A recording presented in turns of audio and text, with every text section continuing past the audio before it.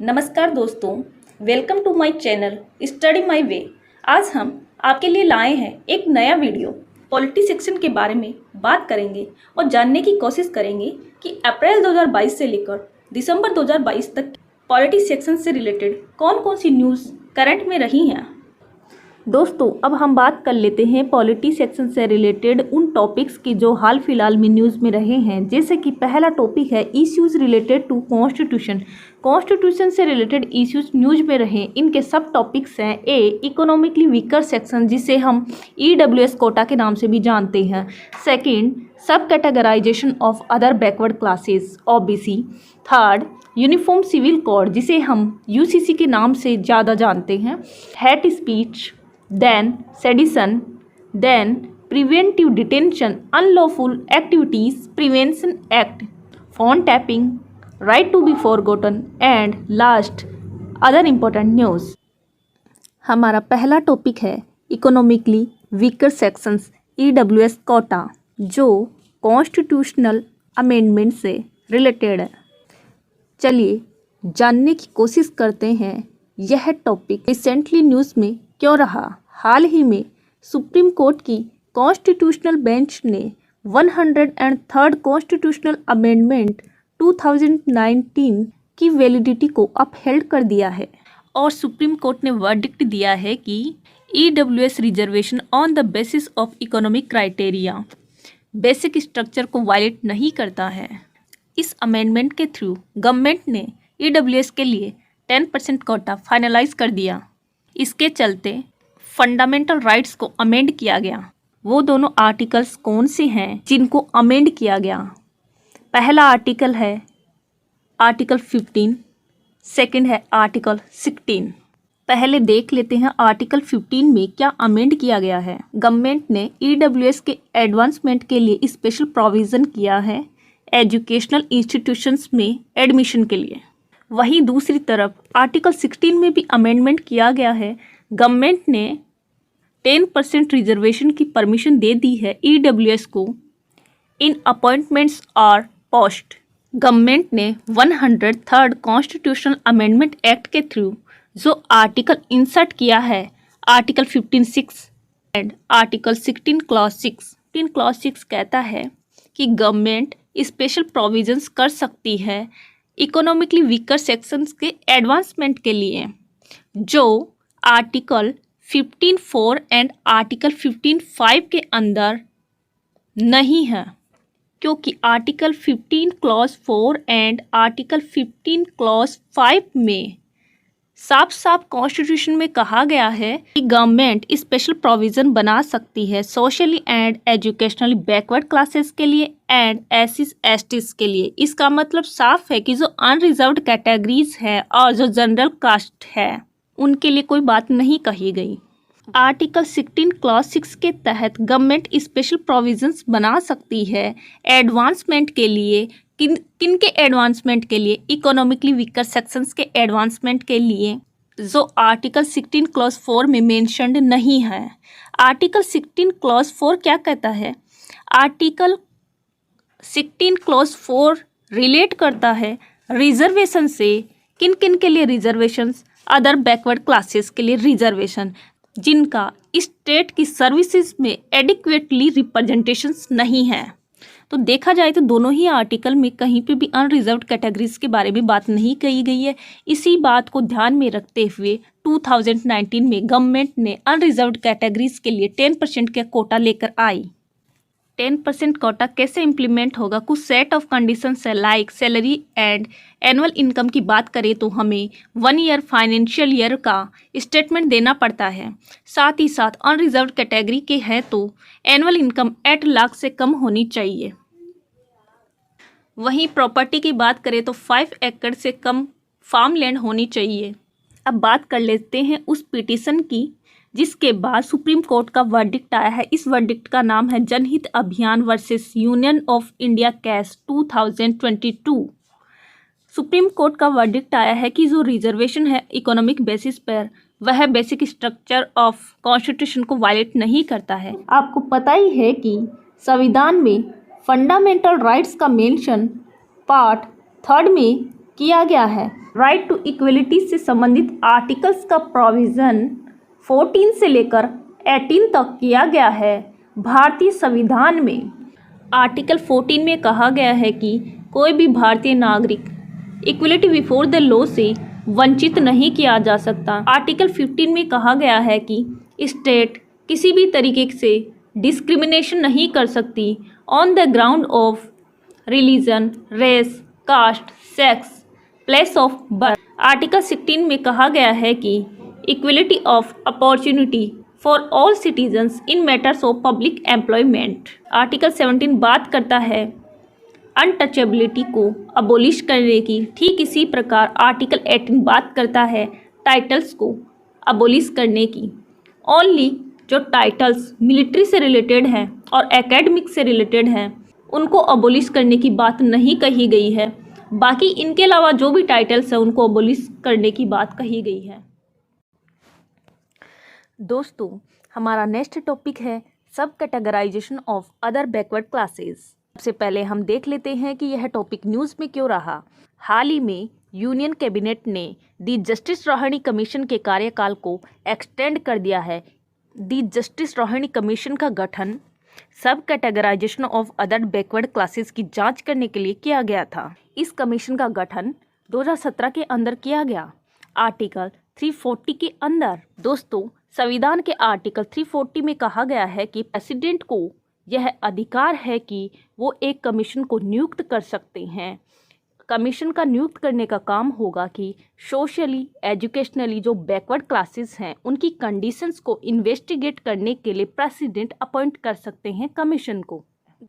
National commission for backward classes ने 2015 के अंदर ओबीसी को डिवाइड किया 3 कैटेगरीज के अंदर। दोस्तों, ये जो कैटेगरीज बनाई गई ये इनकी बैकवर्डनेस के आधार पर बनाई गई। जैसे कि एक वो क्लास है जो काफ़ी बैकवर्ड है, उसको नाम दिया गया extremely backward classes EBC group A। इसी प्रकार more backward classes MBC group B, third backward classes BC group C। ये तीनों कैटेगरीज इनकी बैकवर्डनेस के आधार पर बनाई गई है। दोस्तों, अब बात कर लेते हैं OBC रिजर्वेशन का बैकग्राउंड क्या रहा है।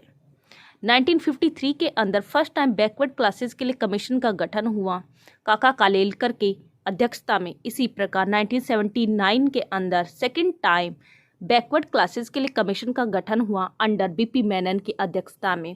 इसी प्रकार 1992 के अंदर एक तो इंदिरासानी जजमेंट आता है सुप्रीम कोर्ट का, जिसके अंदर क्रीमिलियर का कंसेप्ट निकलकर सामने आता है। इसी प्रकार 1992 के अंदर ही 27% की रिजर्वेशन की बात कही जाती है अंडर आर्टिकल 16 क्लॉज 4। दोस्तों, अब हम बात कर लेते हैं national commission for backward classes क्या है। NCBC का गठन 102nd कॉन्स्टिट्यूशनल अमेंडमेंट के तहत हुआ। यह एक कॉन्स्टिट्यूशनल बॉडी है जिसका गठन संविधान में एक नया आर्टिकल इंसर्ट करके हुआ। वह आर्टिकल है आर्टिकल 338B। दोस्तों, NCBC पहले एक स्टैट्यूटरी बॉडी थी, यानी इसका गठन एक एक्ट के थ्रू हुआ था, जिस एक्ट को कहा गया NCBC एक्ट 1993। दोस्तों, इस बॉडी के मेंबर होंगे chairman, vice chairman and 3 other members. इस बॉडी के जो भी सदस्य हैं उनको अपॉइंट करने का अधिकार प्रेसिडेंट को दिया गया है। इस बॉडी का जो टेन्योर है वो नोटिफाई किया जाएगा ministry of social justice and empowerment के द्वारा। दोस्तों, अब देखने का प्रयास करते हैं कि लोकल बॉडीज़ के अंदर OBC के रिजर्वेशन को लेकर क्या प्रावधान किया गया है। हाल ही में इलाहाबाद हाई कोर्ट ने यूपी गवर्नमेंट को निर्देश दिया है कि तुरंत ही इलेक्शंस करवाए जाएं नगरीय निकायों के बिना OBC को रिजर्वेशन दिए। यह जो निर्देश हाई कोर्ट ने दिया है वह कौन से प्रोविज़न के तहत दिया है? आर्टिकल 243U के तहत, जिसमें कहा गया है कि जब भी किसी म्यूनसिपैलिटीज़ यानी नगरीय निकाय का गठन होता है और उसका इलेक्शन करवाना होता है तो उसका इलेक्शन तभी हो जाना चाहिए जब उसका ड्यूरेशन एक्सपायर्ड ना हो। हाई कोर्ट ने कहा है कि जो ट्रिपल टेस्ट कंडीशंस हैं वह मानना मैंडेटरी है, जो निकल कर आई थी सुप्रीम कोर्ट के एक जजमेंट से। सुप्रीम कोर्ट का वह केस कौन सा था? उस केस का नाम है के कृष्णा मूर्ति वर्सेस यूनियन ऑफ इंडिया 2010। इस जजमेंट में कहा गया कि अर्बन लोकल बॉडीज को तब तक कोई रिजर्वेशन नहीं दिया जा सकता जब तक ट्रिपल टेस्ट क्राइटेरिया को फुलफिल नहीं करें। यह ट्रिपल टेस्ट क्राइटेरिया क्या है? इसमें 3 बातों को सेटअप किया गया है। पहली बात है कि स्टेट गवर्नमेंट एक कमीशन का गठन करें जो ओबीसी के बैकवर्डनेस के आधार पर लिए गए डेटा को कलेक्ट करें। इसमें सेकंड बात कही गई कि जो लोकल बॉडीज़ हैं उनको जो रिजर्वेशन दिया जाना चाहिए वो उस कमीशन के रिकमेंडेशंस के आधार पर दिया जाना चाहिए, यानी वह कमीशन बताए कि किस प्रपोर्शन के आधार पर लोकल बॉडीज में ओबीसी को रिजर्वेशन दिया जाना चाहिए। इसी प्रकार थर्ड बात कही गई कि जो रिजर्वेशन है उसकी कैप यानी उसकी लिमिट 50% से अबोव नहीं होनी चाहिए। दोस्तों, सबसे मोस्ट इम्पोर्टेंट बात यह है कि लोकल बॉडीज में इलेक्शन के दौरान एससी और एसटी के लिए रिजर्वेशन का प्रावधान संविधान के द्वारा किया गया है, यानी संविधान में मेंशन है, लेकिन लोकल बॉडीज में ओबीसी की रिजर्वेशन की बात संविधान में नहीं कही गई, बल्कि स्टेट गवर्नमेंट को यह पावर दे दिया गया कि वह डिसाइड करे कि लोकल बॉडीज के इलेक्शन के दौरान ओबीसी को रिजर्वेशन दिया जाना चाहिए या नहीं दिया जाना चाहिए। यह पावर स्टेट गवर्नमेंट की होगी। आई होप दोस्तों आपको समझ आ गया होगा। इस टॉपिक को लेके आपकी क्लैरिटी अच्छे से बनी होगी। चलते हैं हम हमारे अगले टॉपिक, यूनिफॉर्म सिविल कोड, जिसे यूसीसी के नाम से भी जाना जाता है। सबसे पहले हम यह देख लेते हैं कि यह टॉपिक न्यूज़ में क्यों रहा। दोस्तों, हाल ही में एक प्राइवेट मेंबर बिल प्रस्तुत किया गया है राज्यसभा के अंदर। उस बिल का नाम है UCC in India bill 2020। UCC की फुल फॉर्म है यूनिफॉर्म सिविल कोड। इसी टाइटल में इसकी परिभाषा छिपी हुई है। यूनिफॉर्म का मतलब है एकल, सिविल का मतलब है नागरिक मामलों में, कोड का मतलब है संहिताकरण करना, यानी कोड का मतलब है इन नियमों और कानूनों का समुच्चय जिनको एक साथ मिलाकर देखना चाहिए, उसे हम कोड कहते हैं। दोस्तों, अब हम देख लेते हैं कि यूसीसी क्या रेफर करता है। यूसीसी का बेसिकली मीनिंग है कि यह एक तरीके से एक ऐसा एकल कानून है जो सिविल मैटर्स से रिलेटेड है। सिविल मैटर्स में भी कौन से matters? Personal matters like marriage, divorce, custody, adoption और इनहेरिटेंस। यूसीसी को हम गहराई से समझे तो कोई ऐसा कानून जिसमें कई बहुत व्यापक विषयों पर विभिन्न कानूनों और नियमों को एक साथ लाने का प्रयास किया जाता है। और ये जो कानून है यूसीसी के थ्रू आते हैं वो पूरे देश पर लागू होते हैं, समान रूप से देश के पूरे नागरिकों पर। आई होप दोस्तों आपको समझ आ गया होगा। संविधान का पार्ट 4 जिसमें डीपीएसपी यानी directive principles of state policy की बात कही गई है। डीपीएसपी का आर्टिकल 44 मेंशन करता है यूसीसी के बारे में, और डीपीएसपी में कहा गया है कि यह नॉन जस्टिसिएबल है, यानी हम कोर्ट में जाके नहीं कह सकते कि डीपीएसपी के थ्रू हमारा यह अधिकार था और हमारे राइट का उल्लंघन हुआ है।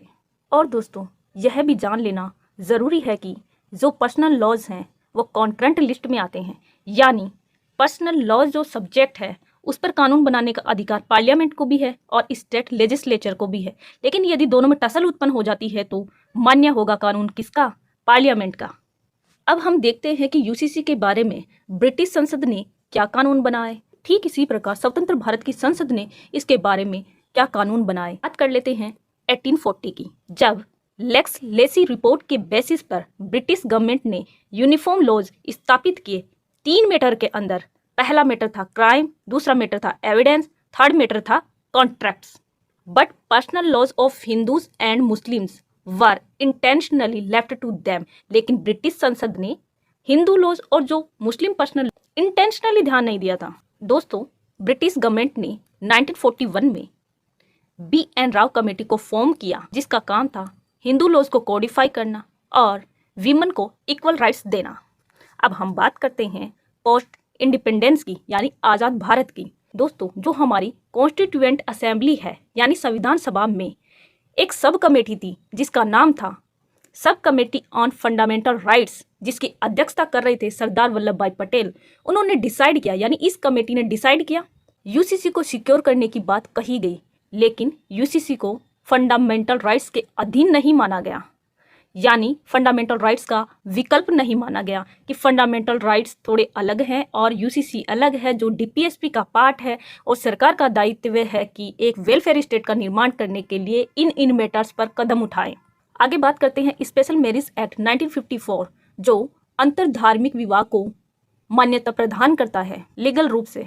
इसी प्रकार 1955 और 1956 में 4 हिंदू कोड बिल्स पास किए। सुप्रीम कोर्ट के कौन कौन से इंपॉर्टेंट जजमेंट्स हैं जो यूसीसी के कॉन्टेक्स्ट में कहे गए। पहला लैंडमार्क जजमेंट आया साहबानो केस का 1985 के अंदर, जिसमें सुप्रीम कोर्ट ने कहा कि पार्लियामेंट को एक आउटलाइन डिसाइड करनी चाहिए कॉमन सिविल कोड को लेकर, क्योंकि कॉमन सिविल कोड एक तरीके से इंस्ट्रूमेंट है जो देश की हार्मनी को बनाने के लिए, साथ ही इक्वलिटी बिफोर लॉ को इंश्योर करने के लिए ज़रूरी है। सेकंड जजमेंट आया Mrs Jordan Diengdeh versus S S Chopra 1985। इसमें सुप्रीम कोर्ट ने कहा कि यूनिफॉर्म सिविल कोड को फ्रेम करना ज़रूरी है। किसके लिए? मैरिज के लिए और डिवोर्स के लिए।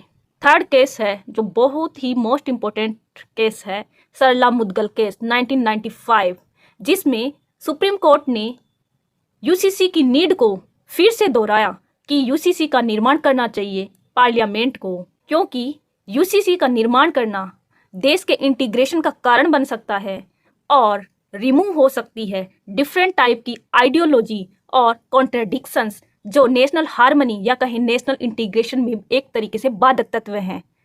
दोस्तों, भारत के अंदर डिफरेंट टाइप की कम्युनिटीज़ रहती हैं जो अलग अलग रिलीजन से बिलोंग करती हैं और वो अपने तरीके के सिस्टम को फॉलो करती हैं। उनके अपने अपने पर्सनल लॉज हैं।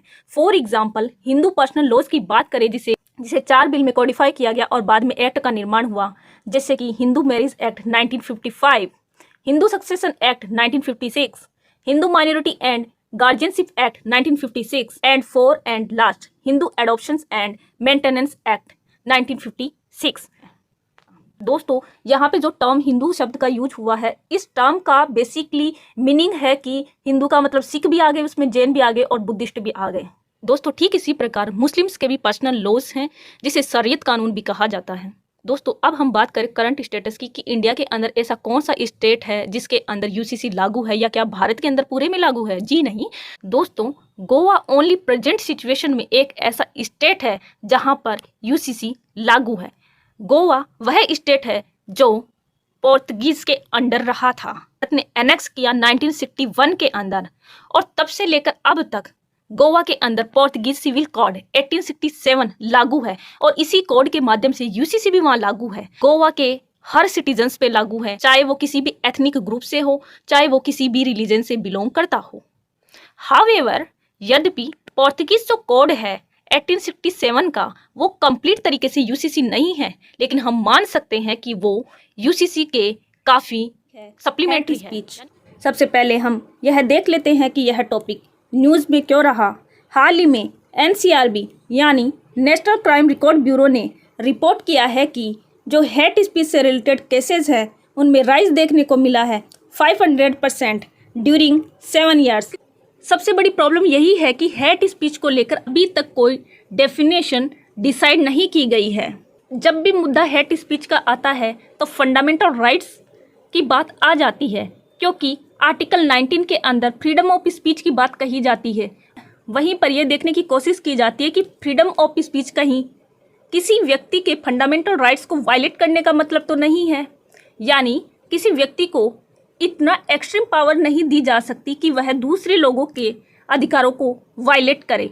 दोस्तों, जनरली हेट स्पीच के संदर्भ में माना जाता है कि यह बढ़ावा देती है किसको? हेटर्ड भावनाओं को। यह हेटर्ड भावना खिलाफ हो सकती है, एक ग्रुप ऑफ पर्सन्स के खिलाफ हो सकती हैं, और यह डील करता है, यानी हेट स्पीच के बारे में आईपीसी में कहा गया है। आईपीसी के सेक्शंस 153A 295A में कहा गया है कि हेट स्पीच आखिर किसे मान सकते हैं, किसे कह सकते हैं, इससे रिलेटेड प्रोविज़न किए गए हैं ताकि हेट स्पीच को बढ़ावा ना दिया जा सके। हेट स्पीच किसी भी माध्यम से हो सकती है, जैसे एक्सप्रेशन के माध्यम से हो सकता है, किसी कार्टून के माध्यम से, ऑब्जेक्ट्स के माध्यम से, इमेजेस के माध्यम से, मीम्स के माध्यम से, सिम्बॉल्स के माध्यम से भी हम किसी को हर्ट कर सकते हैं। वो ऑनलाइन मोड में भी हो सकता है और ऑफलाइन मोड में भी हो सकता है। दोस्तों, अब देखने का प्रयास करते हैं हेट स्पीच से रिलेटेड क्या क्या कानून बनाए गए हैं। पहली बात यह क्लियर है कि हेट स्पीच की कोई परिभाषा नहीं है। संविधान में संविधान का आर्टिकल 19 क्लॉज 2 में कहा गया है कि हर सिटीजन को फ्रीडम ऑफ स्पीच का राइट होगा और वो अपनी बात को एक्सप्रेस भी कर सकते हैं। लेकिन वो अपनी बात को यदि एक्सप्रेस करते हैं और स्पीच की फ्रीडम का लाभ लेते हैं तो उन पर एक रीजनेबल रेस्ट्रिक्शंस होगा। यह लोगों का अधिकार एब्सोल्यूट नहीं है, इस पर रेस्ट्रिक्शंस लगा दिए गए। पहला ग्राउंड है पब्लिक ऑर्डर, दूसरा ग्राउंड है डिसेंसी, थर्ड ग्राउंड है मॉरलिटी। यानी इन ग्राउंड के आधार पर हम किसी के अधिकारों को वायलेट नहीं कर सकते। सेकंड बात आती है आईपीसी की, इंडियन पिनल कोड 1860। इसके कुछ सेक्शंस हैं लाइक 153A, 153B, 298। इन सेक्शंस में कहा गया है कि कोई भी ऐसा स्पीच या वर्ड्स जो रिलीजियस बिलीफ के खिलाफ हों या कहें नेशनल हार्मनी या इंटीग्रेशन के खिलाफ हों तो उन्हें रोका जाना चाहिए। अब बात करते हैं पार्लियामेंट की कि पार्लियामेंट ने ऐसा कौन सा लॉ बनाया जिसके माध्यम से हेट स्पीच को कंट्रोल करने की बात कही गई है। Like representation of people act 1951, जिसका सेक्शन 8 कहता है कि कोई व्यक्ति इलेक्शन से डिस्क्वालीफाई कर दिया जाएगा जब वह व्यक्ति फ्रीडम ऑफ स्पीच और एक्सप्रेशन को मिसयूज करेगा। ठीक इसी प्रकार इस एक्ट की सेक्शन 123 क्लॉज 3A और सेक्शन 125 में कहा गया है कि कोई भी व्यक्ति एनिमिटी यानी दुश्मनी को प्रमोट नहीं कर सकता on the ground of religion, race, caste, community और लैंग्वेज के बेसिस पर। यदि ऐसा करता हुआ कोई व्यक्ति पाया जाता है तो उसे चुनाव लड़ने के अधिकार से वंचित कर दिया जाएगा।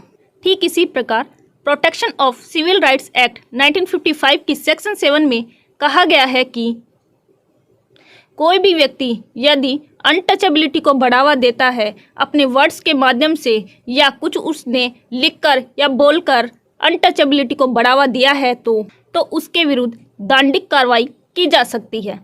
आई होप दोस्तों आपको समझ आ गया होगा। दोस्तों आज का हमारा टॉपिक है सेडिशन से रिलेटेड। सबसे पहले हम यह देख लेते हैं कि यह टॉपिक न्यूज़ में क्यों रहा है। हाल ही में सुप्रीम कोर्ट ने ऑर्डर दिया है सेडिशन लॉ से संबंधित। यह सेडिशन लॉ आईपीसी की धारा 124A के अंतर्गत आता है। इस संबंध में सुप्रीम कोर्ट ने कहा है कि यह सेडिशन लॉ 152 साल पुराना हो चुका है। अतः वक्त आ गया है कि जब तक केंद्र सरकार इस सेडिशन पर पुनर्विचार नहीं कर लेती तब तक इस सेडिशन को स्थगित कर देना चाहिए। सो फर्स्ट ऑफ ऑल हम देखते हैं कि सेडिशन का बेसिकली मीनिंग क्या है। आईपीसी की धारा 124A के अंतर्गत इसे एक ऑफेंस माना गया है, यानी सेडिशन को एक ऑफेंस अपराध माना गया है आईपीसी की धारा 124A के अंतर्गत। और इस सेक्शन में कहा गया है कि किसी भी व्यक्ति के द्वारा विधि द्वारा स्थापित सरकार के खिलाफ वर्ड्स के माध्यम से या बोलकर या लिखकर या साइन के माध्यम से या विजुअल रिप्रेजेंटेशंस के माध्यम से या कोई भी और भी माध्यम हो सकता है, उसके माध्यम से हेटर्ड भावनाओं को फैलाने का प्रयास किया जाता है या कहें कंटेम्प्ट के प्रति लोगों को भड़काया जाता है या डिसअफेक्शन के प्रति भी भड़काया जाता है, तो ऐसी एक्टिविटीज़ आईपीसी की धारा 124A के अंतर्गत आएगी। यानी यह सेडिशन माना जाएगा, एक तरीके से ऑफेंस के दायरे में माना जाएगा। इसी सेक्शन के अंतर्गत सेडिशन को कोग्निजेबल, नॉन बेलेबल और साथ ही नॉन कंपाउंडेबल ऑफेंस माना गया है। साथ ही कहा गया है कि ऐसा व्यक्ति जिस पर सेडिशन लॉ लागू है उन्हें बिना पासपोर्ट के रहना पड़ेगा। साथ ही कभी भी कोर्ट में उसे उपस्थित होने के लिए कहा जा सकता है। दोस्तों 2018 में लॉ कमीशन ऑफ इंडिया ने अपनी रिकमेंडेशन दी थी आईपीसी की धारा 124A के संबंध में और कहा था कि अब वक्त आ गया है कि आईपीसी की धारा 124A के संबंध में पुनर्विचार किया जाना चाहिए और इसे निरस्त किया जाना चाहिए। सो दोस्तों इसी बात को मद्देनज़र रखते हुए सुप्रीम कोर्ट ने अपना ऑर्डर दिया है। दोस्तों अब हम बात कर लेते हैं सेडिशन लॉ के बैकग्राउंड की। सबसे पहले हम देखेंगे कि ब्रिटिश काल में इस संबंध में कौन कौन से लॉ या कौन कौन सी रिकमेंडेशंस कमेटी बैठाई गई थी इस लॉ के संबंध में। ठीक इसी प्रकार हम देखने का प्रयास करेंगे आज़ाद भारत में सेडिशन लॉ से संबंधित क्या क्या प्रावधान किए गए थे। सर्वप्रथम हम देखने का प्रयास करते हैं 1837 के अंतर्गत ब्रिटिश हिस्टोरियन पॉलिटिशियन जिनका नाम है थॉमस मैकाले, उन्होंने सेडिशन लॉ के संबंध में ड्राफ्ट तैयार किया था और कहा था कि सेडिशन लॉ एक तरीके से ऑफेंस है और इसके अंतर्गत कारावास की सज़ा आजीवन होनी चाहिए। 1860 की जब आईपीसी की धारा को इनेक्ट किया गया और सेडिशन लॉ को ओमिट किया गया। 1870 की जब सेक्शन 124A को आईपीसी में इंसर्ट किया गया एक अमेंडमेंट के थ्रू, यह अमेंडमेंट इंट्रोड्यूस किया गया था सर जेम्स स्टीफन के द्वारा। जब स्टीफन ने माना कि एक स्पेसिफिक सेडिशन की ज़रूरत है ऑफेंस से डील करने के लिए। 1891 की जब फर्स्ट केस रजिस्टर्ड किया गया किसके खिलाफ, जोगेंद्र चंद्र बोस के खिलाफ, जो एडिटर थे किस अखबार के, बंगबासी अखबार के। जोगेंद्र चंद्र बोस ने एक आर्टिकल भी पब्लिश किया था किसको क्रिटिसाइज करने के लिए, जो बिल ब्रिटिश गवर्नमेंट के द्वारा लाया गया था उसको क्रिटिसाइज करने के लिए। उस बिल का नाम था एज ऑफ कंसेंट बिल। अब बात कर लेते हैं 1921 की जब बाल Gangadhar Tilak, Annie Besant, Ali brothers, मौलाना आज़ाद, MK गांधी और कई ऐसे लीडर्स जिन्होंने भारत को आज़ाद कराने में अपना योगदान दिया था, उनको भी सेडिशन लॉ का सामना करना पड़ा था। आज़ाद भारत में सेडिशन लॉ के संबंध में क्या क्या प्रोविज़न किए गए। 1948 में कहा गया कि जो इंडियन लीडर्स हैं उन्होंने सेडिशन को इंडियन कॉन्स्टिट्यूशन से बाहर रखने के लिए अपनी सहमति जाहिर की। ठीक इसी प्रकार 1949 में सेडिशन को कहा गया कि इंडियन कॉन्स्टिट्यूशन का यह पार्ट नहीं है। हालांकि आईपीसी की धारा 124A कायम रहेगी, लेकिन आईपीसी के अंतर्गत ना कि कॉन्स्टिट्यूशन के अंतर्गत। अब बात करें 1951 की जब Nehru government first amendment bill लेकर आई थी अंडर आर्टिकल 19(1) के अंतर्गत, और इन्होंने कहा था कि जो आर्टिकल 19 क्लोज 1 है उसके अंतर्गत राइट टू फ्री स्पीच की बात कही गई है, लेकिन राइट टू स्पीच पर रीजनेबल रेस्ट्रिक्शंस लगा दिए गए। यानी किसी भी व्यक्ति को अपनी बातों को रखने का अधिकार है, लेकिन यह अधिकार नहीं है कि वह दूसरों के अधिकारों को वायलेट करे या दूसरों को हर्ट करे। इस तरीके से उन पर रीजनेबल रेस्ट्रिक्शंस लगा दिए गए। बात कर लेते हैं 1962 की जब सुप्रीम कोर्ट का केदारनाथ वर्डिक्ट आया और इसमें कॉन्स्टिट्यूशनल बेंच ने सेडिशन लॉ की वैलिडिटी को अपहेल्ड किया। दोस्तों अब बात कर लेते हैं 1974 की जब इंदिरा गांधी गवर्नमेंट ने सेक्शन 124A को कॉग्निजेबल ऑफेंस बनाया, जो पुलिस को ऑथराइज करता है बिना वारंट के ही अरेस्ट करने का अधिकार देता है। दोस्तों आज का हमारा टॉपिक है प्रिवेंटिव डिटेंशन। सबसे पहले हम यह देख लेते हैं कि यह टॉपिक न्यूज़ में क्यों रहा है। हाल ही में सुप्रीम कोर्ट ने निर्णय दिया है कि जो प्रिवेंटिव डिटेंशन है उसका इस्तेमाल एक्सेप्शनल सर्कमस्टांसिस में होना चाहिए। सुप्रीम कोर्ट ने ऑब्जर्व किया है कि जो प्रिवेंटिव डिटेंशन है वो स्टेट की एक्सेप्शनल पावर है जो अफेक्ट करती है पर्सनल लिबर्टी ऑफ इंडिविजुअल्स को। साथ ही सुप्रीम कोर्ट ने माना है कि जो प्रिवेंटिव डिटेंशन की स्टेट की जो पावर है इसका इस्तेमाल सही रूप से किया जाना चाहिए। चलिए जान लेते हैं कि प्रिवेंटिव डिटेंशन की परिभाषा क्या है, आखिरकार प्रिवेंटिव डिटेंशन होता क्या है। जैसे कि इसके टाइटल से ही प्रतीत होता है कि अपराध होने से पहले ही अपराध को रोक लेना ही क्या होता है, प्रिवेंटिव डिटेंशन कहलाता है। साथ ही यह भी कहा जाता है कि जिस पर्सन को डिटेन किया गया है उस व्यक्ति के प्रति यह आशंका होती है कि वह अनलॉफुल एक्टिविटीज़ यानी ऐसी डेंजरस एक्टिविटीज़ कर सकता है जो पब्लिक ऑर्डर और सिक्योरिटी के लिए खतरा उत्पन्न कर सकती है। इस तरीके से पब्लिक ऑर्डर और सिक्योरिटी को मेंटेन करने के लिए उस व्यक्ति को अपराध करने से पहले ही उसे गिरफ्तार कर लिया जाता है ताकि देश का लॉ एंड ऑर्डर मेंटेन रहे। दोस्तों अगली लाइन प्रोटेक्शंस की बात करती है। यह प्रोटेक्शन संविधान के आर्टिकल 22 के क्लोज 1 और 2 के अंदर दिए गए हैं। ये प्रोटेक्शंस किसी भी व्यक्ति को गिरफ्तारी करने से पहले दिए गए हैं, यानी किसी व्यक्ति को यदि गिरफ्तार किया जाता है तो उससे पहले उस व्यक्ति को यह अधिकार है कि वह गिरफ्तारी के कारण पूछ सकता है और वकील से परामर्श भी कर सकता है। यदि किसी व्यक्ति को गिरफ्तार कर लिया जाता है तो उसके बाद 24 घंटे के अंदर उसे मजिस्ट्रेट के सामने प्रस्तुत करना होता है। यह कहा गया है आर्टिकल 22 के क्लॉज 2 के अंदर। इस तरीके से भारतीय संविधान प्रोटेक्शंस की बात करता है। ये दोनों प्रोटेक्शंस प्रिवेंटिव डिटेंशन के अधीन गिरफ्तार किए हुए व्यक्ति पर लागू नहीं होते हैं। यह बात ही इसी लाइन में कही गई है। अब हम यह देखने का प्रयास करते हैं कि कौन कौन से वो ग्राउंड्स हैं जिनके आधार पर प्रिवेंटिव डिटेंशन को लागू किया जा सकता है। पहला ग्राउंड है security of state, second ground है फॉरेन अफेयर्स और security of India, third ground है maintenance of public order and fourth ground है maintenance of supplies and essential service and defence. ये चारों आधार वो हैं जिनके आधार पर प्रिवेंटिव डिटेंशन को लागू किया जाता है, यानी देश की पब्लिक ऑर्डर को मेंटेन करने के लिए प्रिवेंटिव डिटेंशन का इस्तेमाल किया जाता है। लेकिन हाल ही में सुप्रीम कोर्ट ने कहा है कि एक्सेप्शनल केसेस के अंदर प्रिवेंटिव डिटेंशन का इस्तेमाल होना चाहिए, यानी ये जो ग्राउंड है वो एक्सेप्शनल ग्राउंड ही है। बात कर लेते हैं उन कॉन्स्टिट्यूशनल सेफगार्ड्स की जो प्रिवेंटिव डिटेंशन के अगेंस्ट काम करते हैं। इसमें पहला सेफगार्ड है आर्टिकल 22 क्लोज 1, जिसमें कहा गया है यदि किसी व्यक्ति को गिरफ्तार किया जाता है या कस्टडी में लिया जाता है तो उसे बिना कारण बताए उसे गिरफ्तार नहीं किया जा सकता।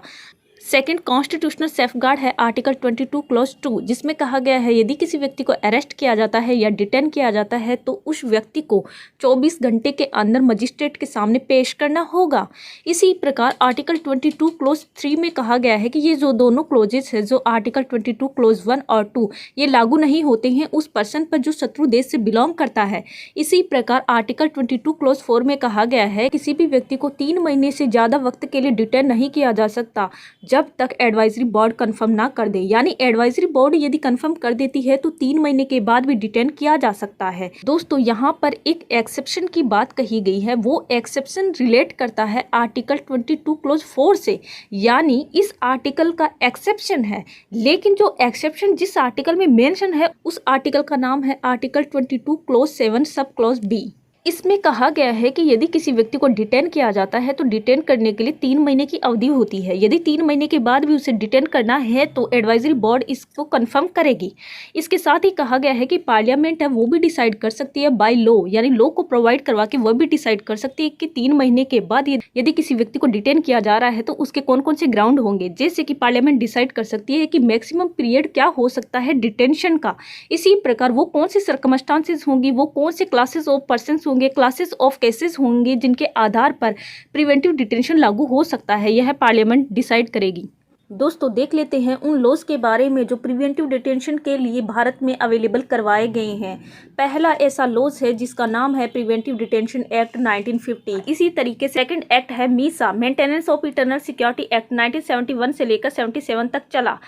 इसी प्रकार का अगला लॉज है foreign action and prevention of smuggling activities act 1974 का अगला एक्ट है टाडा, जिसकी फुल फॉर्म है terrorist and disruptive activities prevention act 1985। अगला एक्ट है पोटा, जिसकी फुल फॉर्म है prevention of terrorism act 2002।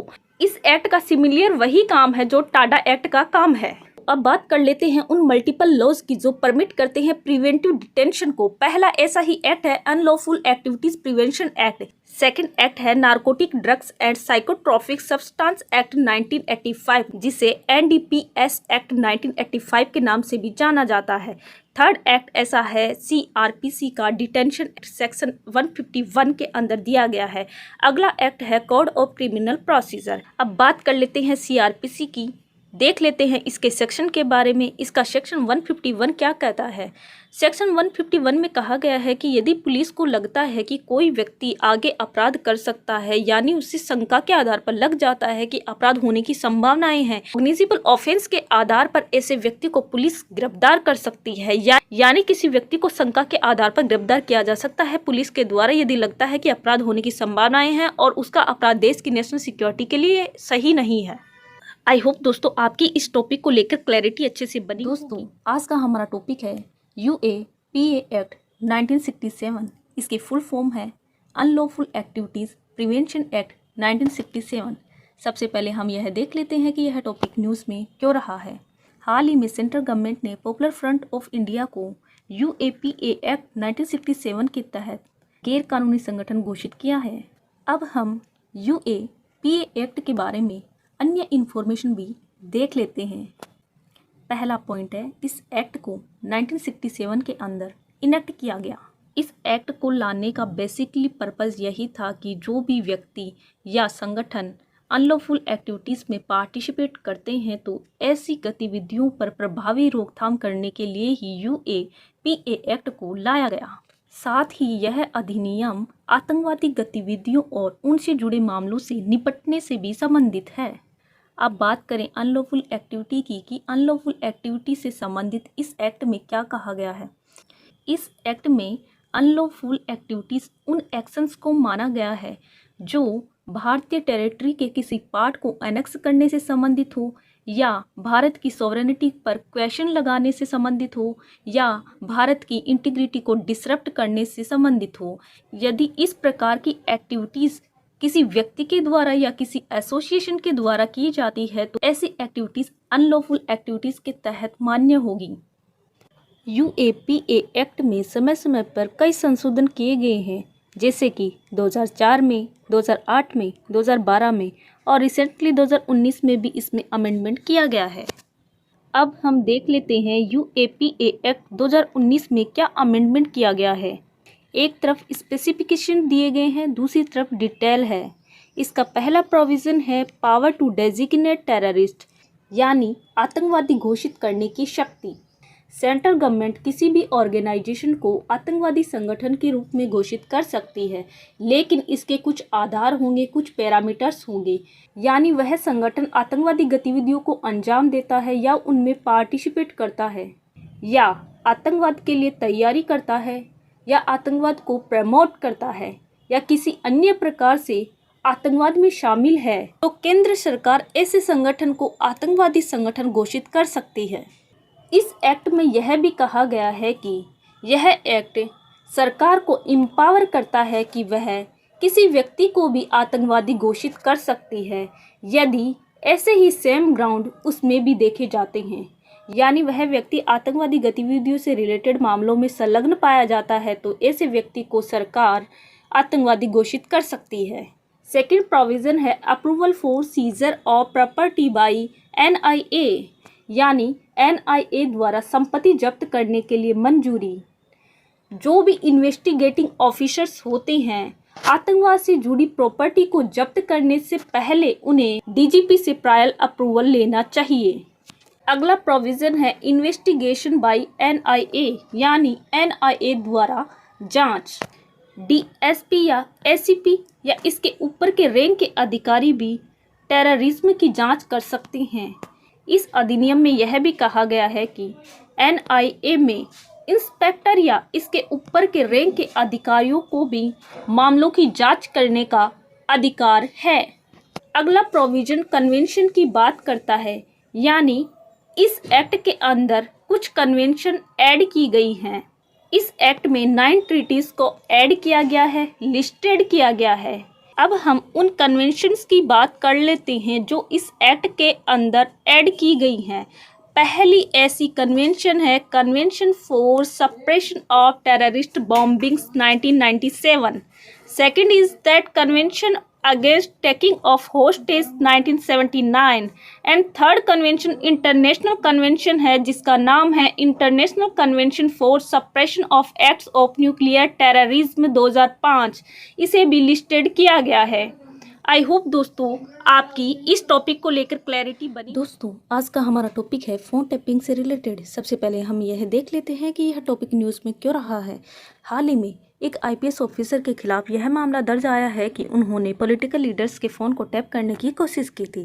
Phone tapping का बेसिकली मीनिंग है कि थर्ड पार्टी के द्वारा मॉनिटर किया जाता है फ़ोन को, या कहीं कुछ भी ऐसे जो इंटरनेट से रिलेटेड संचार के साधन हैं उनको टैप करने की कोशिश की जाती है, उनको मॉनिटर करने की कोशिश की जाती है। लेकिन यह जो भी किया जाता है वो सीक्रेटली किया जाता है, ना कि पब्लिकली किया जाता है।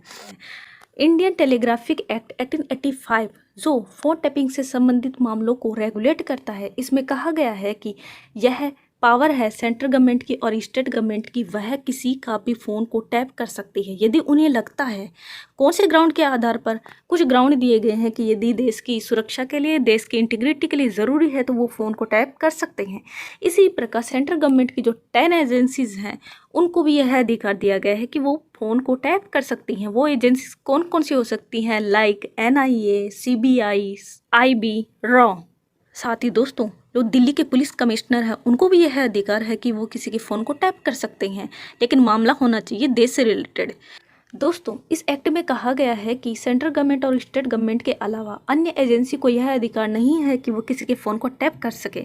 लेकिन इसी एक्ट में एक एक्सेप्शन दिया गया है जो रिलेट करता है लोअर अथॉरिटीज़ से, यानी उनको अधिकार देता है कि वो फ़ोन टैप करने से संबंधित ऑर्डर जारी कर सकते हैं। ठीक दोस्तों, इस एक्ट में कहा गया है कि फ़ोन टैपिंग से रिलेटेड मामलों पर ऑर्डर जारी करने का अधिकार केवल होम मिनिस्ट्री के सचिव को है, साथ ही स्टेट गवर्नमेंट को भी है, लेकिन स्टेट गवर्नमेंट के जो अधिकारी हैं वो इसके समकक्ष होने चाहिए, उन्हीं को ऑर्डर जारी करने का अधिकार होगा।